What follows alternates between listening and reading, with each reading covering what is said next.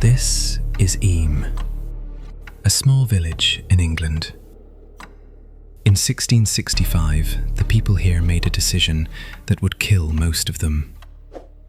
They chose to die to save thousands of strangers. This is their story. September 1665. A package arrived from plague-ridden London. Damp cloth hung to dry by the village tailor George Vickers. Hidden in the fabric, infected fleas. Within days, George was dead. Then his landlady, then her son, then the neighbors. By spring 1666, dozens were dying every week. The survivors faced a choice: flee and spread the plague, or stay and die. The village rector, William Mompesson, called a meeting. If we flee, thousands will die across England. I propose we quarantine ourselves. No one leaves, no one enters. The church was silent. He was asking them to choose certain death. One by one, hands rose. 350 people voted to seal themselves in, to die, so strangers might live. They set boundary stones in a circle around the village. This was their prison. Outside villages left food at the stones. Eyam paid with coins soaked in vinegar. No one crossed the boundary in either direction. Emmett Seidel was engaged to Roland Torrey from the next village. After quarantine began, they couldn't touch. But they met daily at a boundary stone, 6 feet apart. For months they stood there, looking at each other. Then one day, Emmett didn't come. She had fallen sick. 3 days later, she was dead at 23.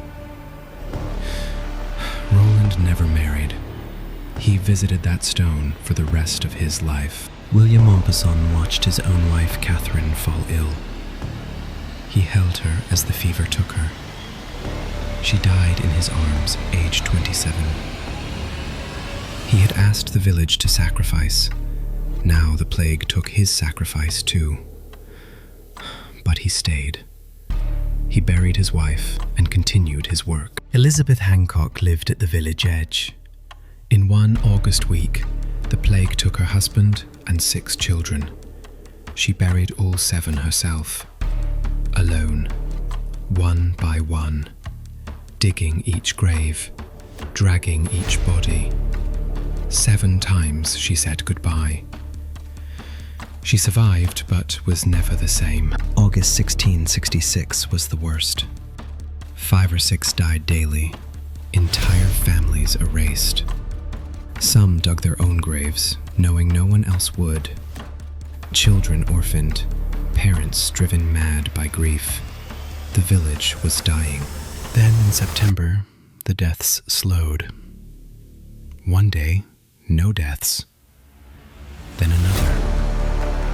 By November 1666, the plague was gone. When they counted survivors, 83 remained. 267 dead. More than 3/4 of the village. But the sacrifice worked. Not one person had fled. The plague never spread beyond the boundary stones. The surrounding villages, thousands of people remained untouched. Historians estimate tens of thousands of lives were saved. Today you can still visit Eyam. The boundary stones stand, weathered but unchanged. One has holes drilled for the vinegar coins, still visible after 358 years. Catherine Mompesson's grave receives fresh flowers even now. The stone where Emmett and Roland met, called the Cool Stone, is visited by couples who leave notes about love and sacrifice. If you enjoyed this, hit subscribe for more untold stories. Thanks for watching. See you next time.